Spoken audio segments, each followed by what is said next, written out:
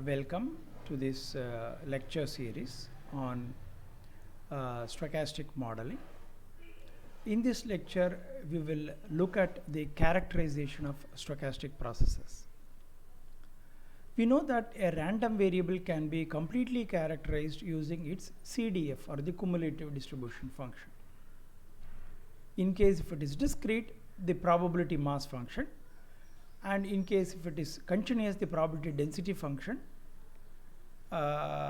can also be used as a way of characterizing the process.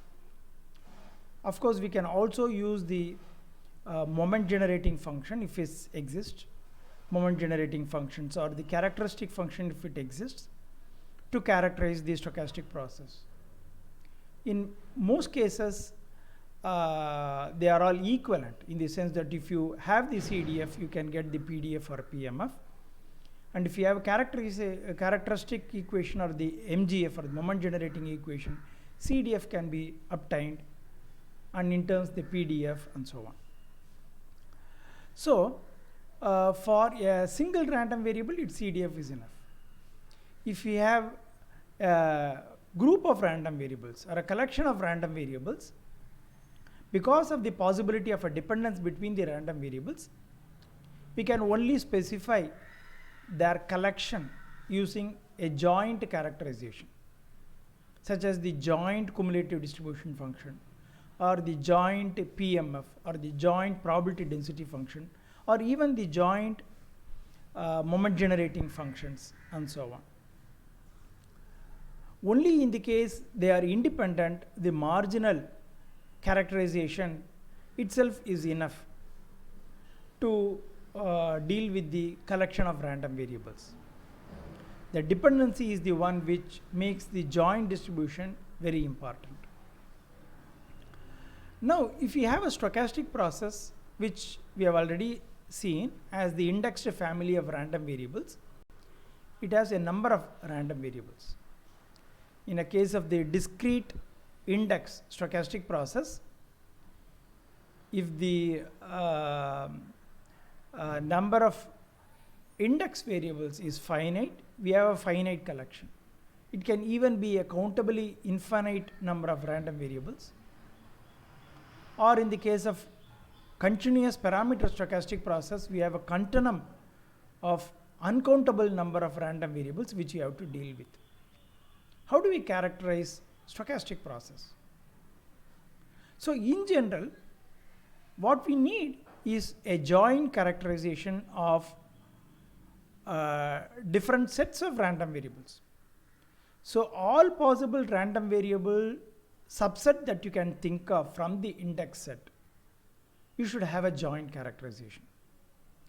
Suppose you have the index being a positive integer valued index variable, so you should be able to jointly characterize x1, x2, x3, and their joint characterization CDF f x1, x2, x3 of small x1, x2, x3 will characterize how x1, x2, x3 are interrelated with each other. Similarly, if you want look at 4 random variables x1, x2, x3, x4, then you need to go for the joint CDF of the 4 random variables. The joint CDF of the 3 random variables is not enough to characterize the interrelationship between 1, 2, 3 with 4. So for every possible finite subset of random variables taken from the index set, a joint characterization is required. So this is going to be a very difficult proposition, because the even in case the index set is finite, you need as many CDF which is for every element in its power set. If it is countably infinite, it is going to be infinite collection of CDFs has to be given. This is what happens for a very generic stochastic process. So a complete characterization of a generic stochastic process is not easy. So what we can do is, we can look in for the cases which is of practical interest to us and see how this characterization becomes simpler. So suppose you have three random variables drawn from the family of the stochastic process, say x1, x2, x3, at the index point 1, 2, 3, and their joint CDF is given by f x1, x2, x3 of small x1, x2, x3. We know that if x1, x2, x3 are independent, then the joint CDF factorizes to the product of marginal CDF. That is, f x1, x2, x3 becomes f x1 of x1 times f x2 of x2, f x3 of x3. Then, in case if we have a finite, an index set is finite, then if you know the marginal CDF for each of these random variables, then the joint CDF of any subset of random variables drawn from the stochastic process can always be found out by multiplying their marginal CDFs. Same holds good for the density function. So the interrelationship is not going to matter. So the marginal CDF or PDF itself is enough to define any joint CDF or PDF by appropriately multiplying the marginal characterizations. In case the variables x1, x2, x3 are present in the family of the stochastic process are not only independent, but if they have an identical characterization, which will happen when the stochastic process is in what we will later call as a stationary state. And then what happens? The problem becomes even more simpler, because fx1 of x1 is equal to fx2 of x2 equal to fx3 of x3. So the joint characterization of 5 random variables becomes 5 times the product of the marginal CDF, which are all the same. So it is just the 5th power of the marginal CDF.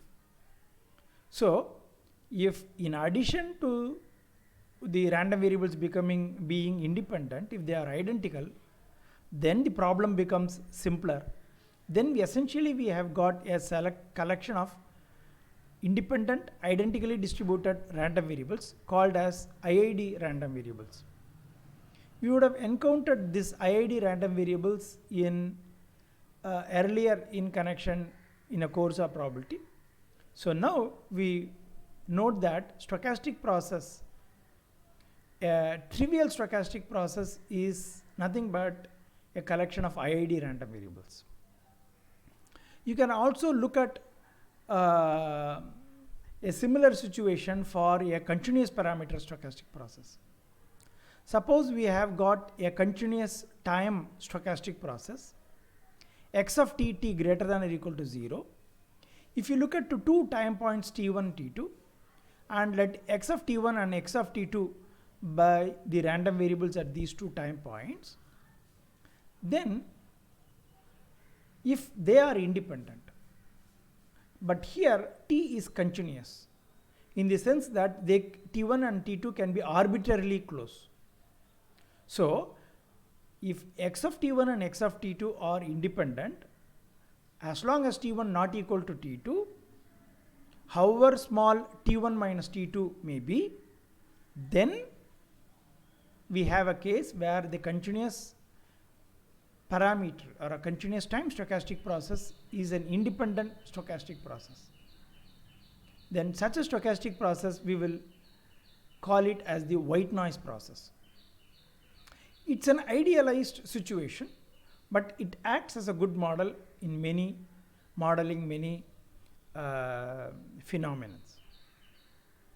So again, to take an example for an IID random variable or IID stochastic process is a sequence of coin tossing. So if you look at a coin tossing in which the nature of the coin does not change, then if you look at a sequence of Bernoulli trials conducted by tossing such a coin whose nature does not change, and if you define random variables for each trial as x1, x2, x3, x4, which may be that the probability of getting head for which the random variable can take value 1 and 0 with the probability of getting tail and so on. In such a case, if you look at the conditional probability mass function, such as probability that x4 is equal to small x4 given x3 is small x3, x2 is small x2 and so on. If you look at this conditional probabilities, because of the independence of the x1, x2, x3, x4, we know that this is equal to probability x4 is equal to x4, which means that conditional mass functions becomes marginal mass functions.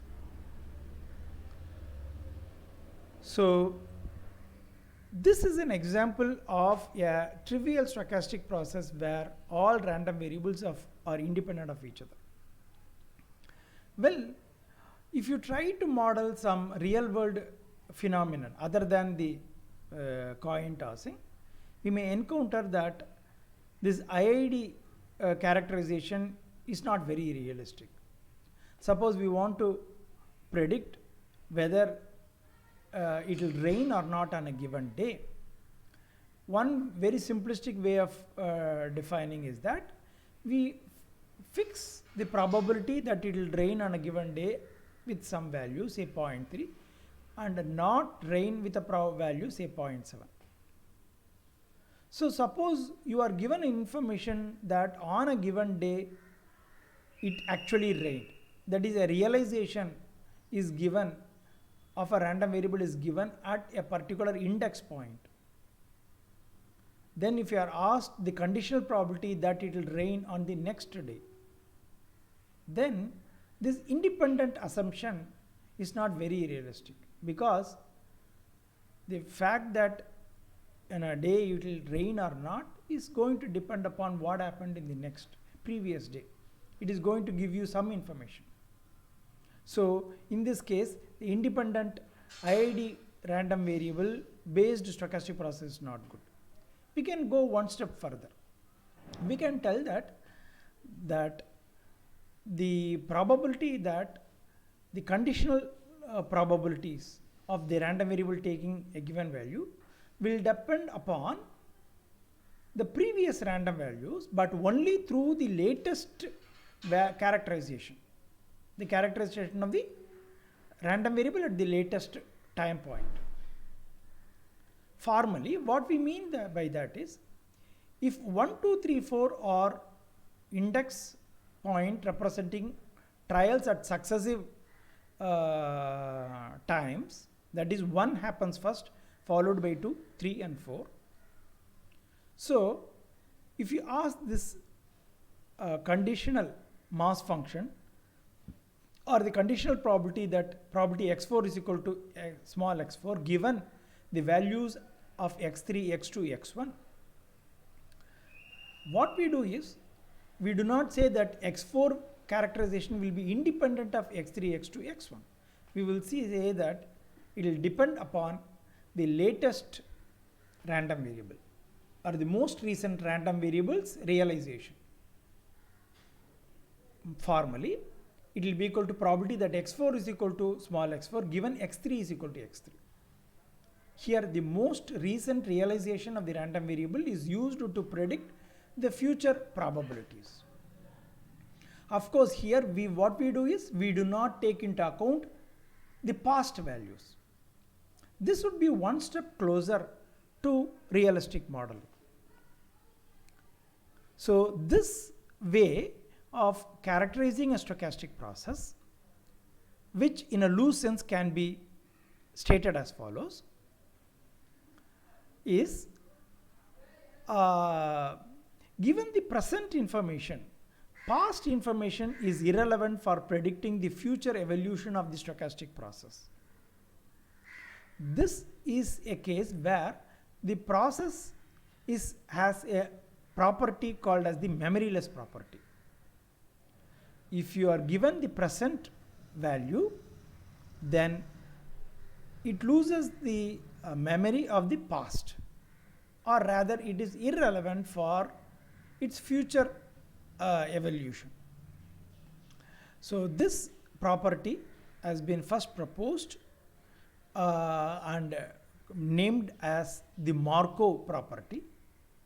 So a Markov property captures the memoryless property of a stochastic process. What it simply says is, if you are given the value of the random variables characterizing the stochastic process at different time points, in order to compute the future characterization, the latest time point characterization is the only thing that is relevant. So the Markov property is not only closer to realistic modeling, it makes the analysis simpler and tractable.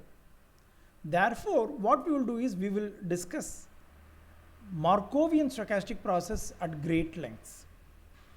So most of the time in a course on a stochastic process we will spend on dealing with Markov stochastic process in different forms. What forms? These are the different forms in which you can categorize the stochastic process. We already saw that based on the nature of the index variables and the state space, you can characterize the classify the stochastic process into discrete time discrete parameter, continuous time discrete parameter, discrete index continuous parameter, continuous index continuous parameter stochastic process. If in addition, if you know that the stochastic process is Markov, then we can define 4 Markovian processes with an additional specification of how the nature of the index or the parameter and the state space is. Accordingly, now we will have 4 kinds of Markovian processes. The first is a discrete time. So without loss of generality, I will use the word time to stand for index or parameter. So we will first call a discrete time, discrete state stochastic process, which also has a Markovian property, as a discrete time Markov process. But as it has been mentioned already, whenever you have got a process which is discrete in nature, which has a discrete state space, that is, the values the random variable can take is finite or countably infinite, more often the stochastic process is called as a chain, because there are a number of states through which the process jumps at one time to another time. So it is a chain of states in which it keeps moving between the states. So the word chain becomes more appropriate when the number of states is discrete. So note, if the number of states is discrete, we use the quantification chain. It is nothing to do with the index point.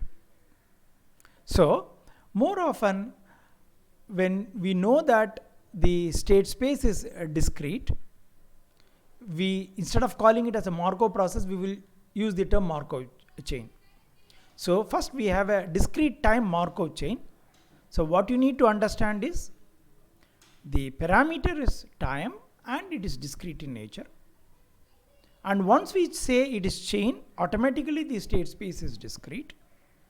And once we say Markov, it obeys the Markov or the memoryless property.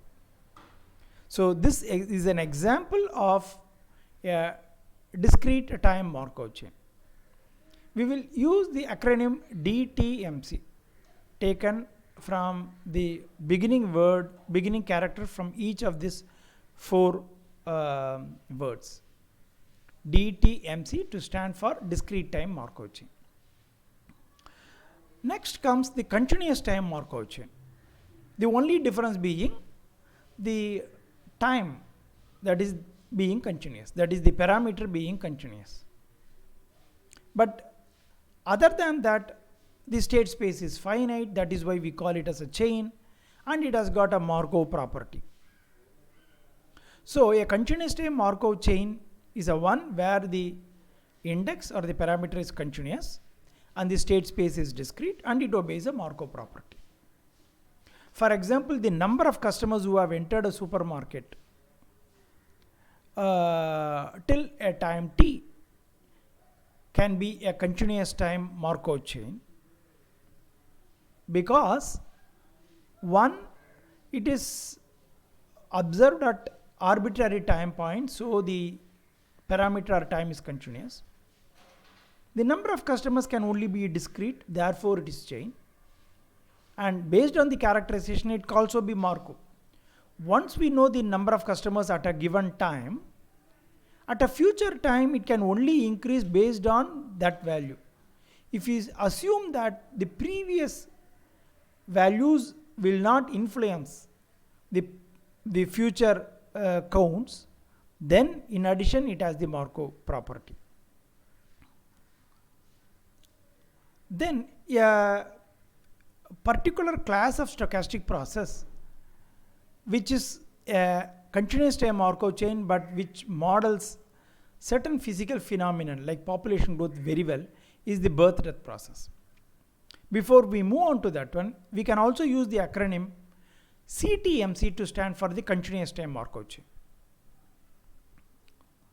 So birth-death process, as the name indicates, is used to characterize the population growth where only two events are known to occur, births and deaths.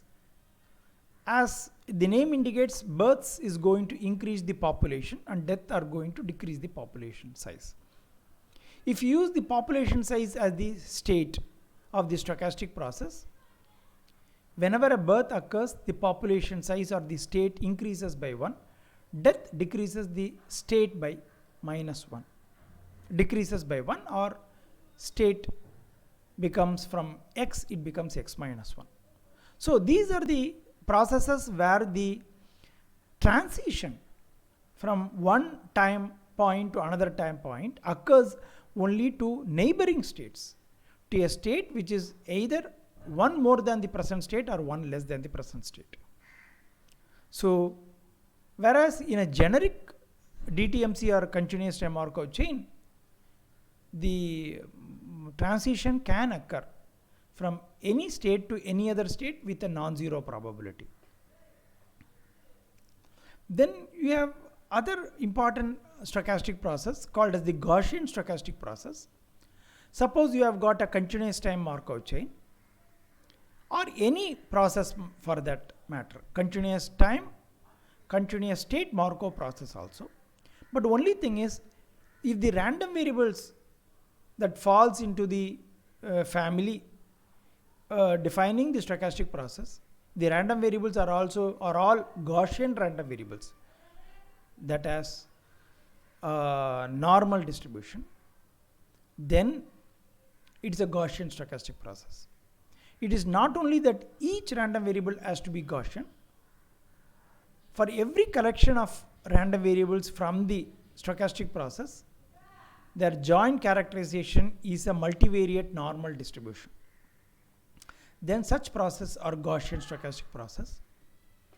As you know that the central law of large number, the central limit theorem tells that if the stochastic process is because of a large number of IID random variables and their collective behavior is what this process exhibits, then the sum will approach to a normal distribution, and therefore that is how the Gaussian stochastic process occurs naturally.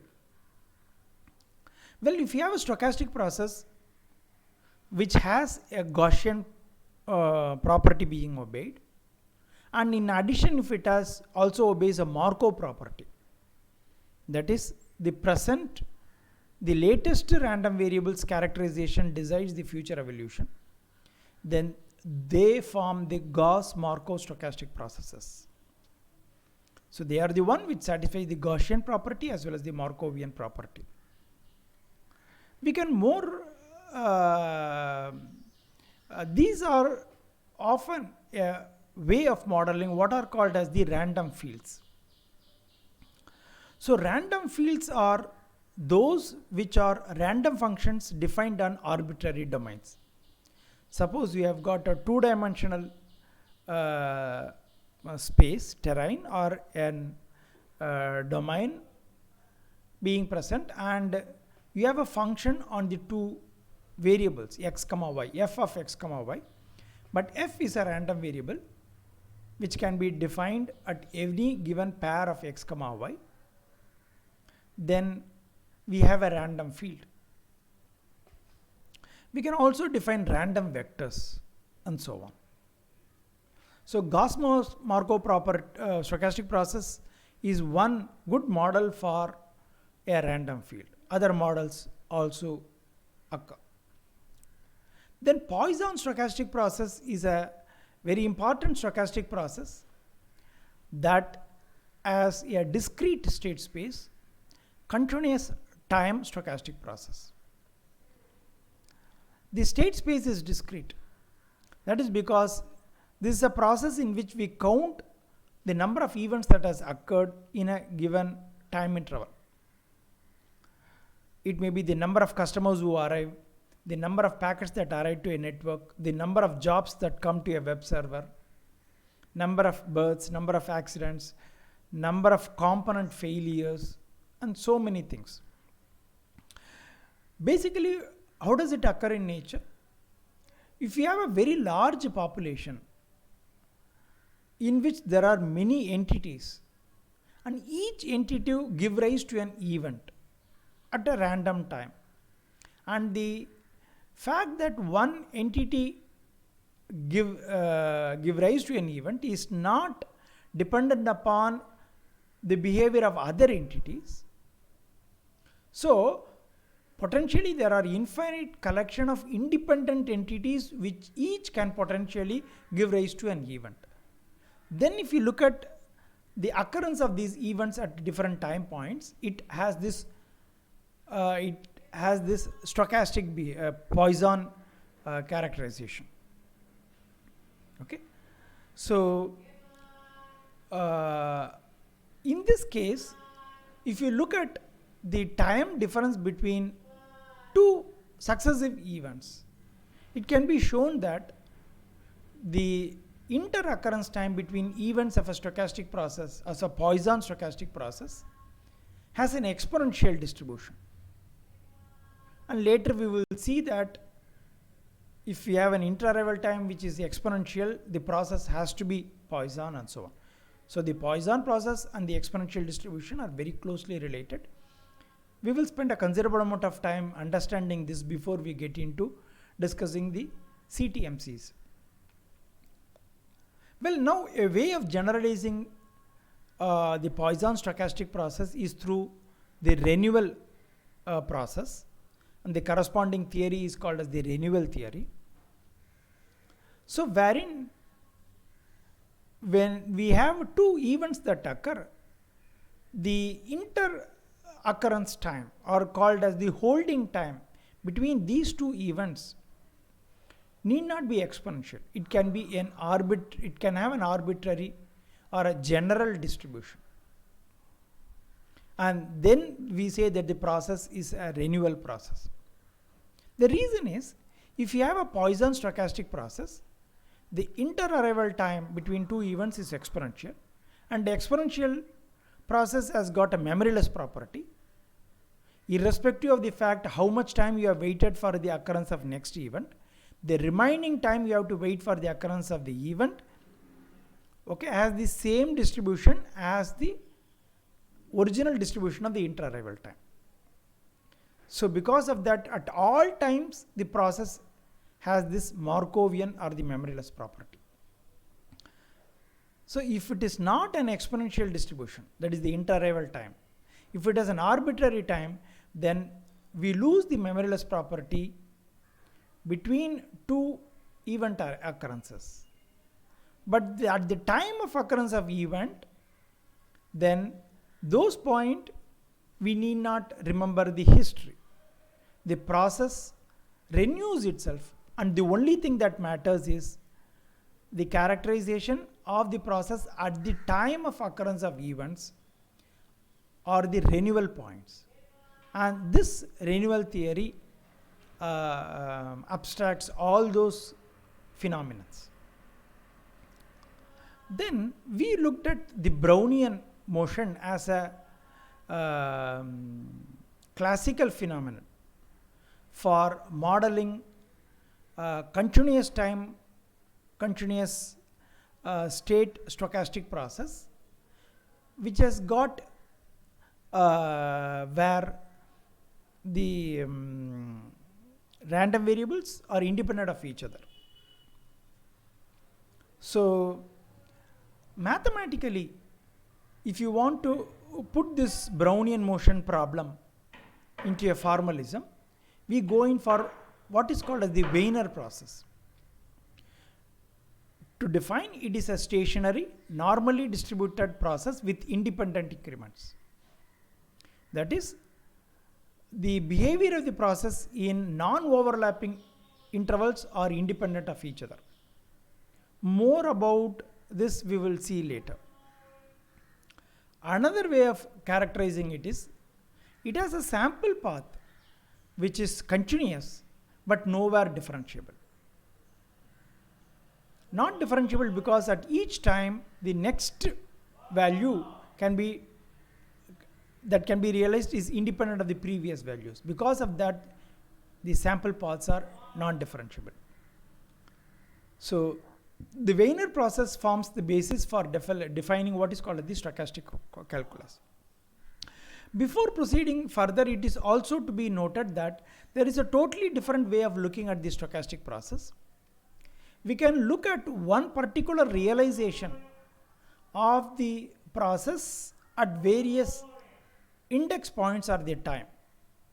Such a realization is called as the sample path. So we can look at it as a collection of random variables and their interdependence, or you just look at a sample point and then look at its evolution at various time. So each realization is what we call as the sample path, and if you start observing a stochastic process over a certain time, there are a number of realizations that are possible, number of sample paths that are possible. Each sample path has a likelihood of occurrence, and therefore we can assign a probability measure for each sample path. So essentially we will now have only one thing called as a collection of sample paths, which acts as the sample space of functions. The functions are the sample paths, and a probability measure imposed on the sample space of sample paths. So such a definition and such a way of looking at it has wide ramification in classical physics as well as in quantum mechanics, and we use what is called as the path integral formalism in order to deal with such stochastic processes. It's a different way of looking at the stochastic processes. Coming to stochastic calculus, it is a branch of mathematics where we formally define what is called as the stochastic integration. We know that in the case of deterministic functions, we use the normal integration that we use in our calculus, okay, Stieltjes integrals. Then to be more general, we may go in for a Lebesgue integral and so on. But when we talk about a a phenomenon where there is a random process being present in it, then we have to do an integration wherein a variable over which we do an integration, the independent variable over which we do an integration, is a stochastic process. So we have to come up with what it means by doing stochastic integrations.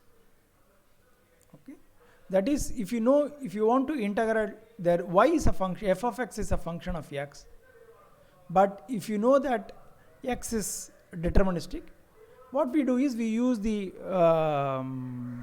triangular or the trapezoidal way of doing integration. But here, if x is a stochastic process, f of x also become a stochastic process. And in this case, how do we define the integral? There are two interpretations that have been defined for doing stochastic integration. One is called as the Ito's integral, another is called as the Stratonovich's integral. Ito's integral is more formal and it is quite prevalent in mathematical literature, whereas Stratonovich integral is more closer to realistic modeling and more prevalent in physical literature. Once we have the main idea of introducing the integration, this is the first step to define the branch of stochastic calculus and other things like stochastic differential equations. Basically, a stochastic differential equation is an ordinary differential equation wherein the driving function is a stochastic process. Because of that, the solution becomes a stochastic process. We will call it as the solution process. The whole idea is to derive the characterization of the solution stochastic process, or at least some of the statistics of that. So that is what this branch of stochastic process is going to deal with. Then, before proceeding further, it is also possible that when we talk about stochastic process, we talk about how the behavior of the stochastic process changes with index parameter or time. Sometimes, more often in realistic modeling, the behavior of the stochastic process would, in some sense, settle down, will not vary as time progresses. Such processes are called as the stationary processes. For example, in many cases, for example, in thermodynamic conditions, in equilibrium conditions, we reach a case where there is an equilibrium. It's also true in mechanical systems and so on.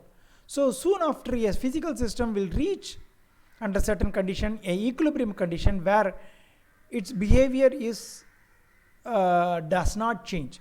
Again, behavior in statistical sense, not in a deterministic one. It does not mean that values are fixed. Still, the physical parameters may take a random value, but the characterization does not change with the time. That is what we mean. So those are called as the stationary stochastic process. Again, there are different imposition we may put on that one. It may be a strictly stationary stochastic process or Whiteson stationary stochastic process and so on. We will deal those things later. Again, coming back to the way of viewing the stochastic process as a random variable on the function space, sample path space of sample paths. This can be used for time series analysis and also as wide application in financial situation, wherein this Brownian motion way of modeling is being adopted for the evolution of stock prices, and Black-Scholes models are all based on that. if you talk about the stochastic differential equations, then Ito's formalism based stochastic differential equation is one way of formally defining it. Physicists like Langevin, Somolowski, and then later Kramer, Einstein, and so on have also given a formalism for posing stochastic differential equation and solving it. They are called as the Langevin equations and so on. There is an alternate way of looking at the stochastic process. Instead of looking at you plug in, where basically here we are doing is, there is a driving function which is random in nature. So you feed in the realization of a forcing function. Out comes a solution which is another realization. The probability with which the forcing function, which is a stochastic process, realization takes place, will decide the probability with which the solution will take a particular sample path. That way they are connected. The alternate formalism is a one in which you look at the stochastic process as an evolution of the probability density function. So you have a probability density function, it changes with time, and you look at how it evolves.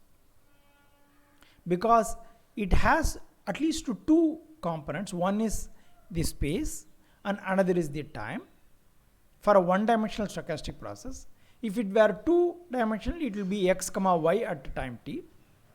Then this evolution, the equation governing the evolution of probability different density function will be a partial differential equation.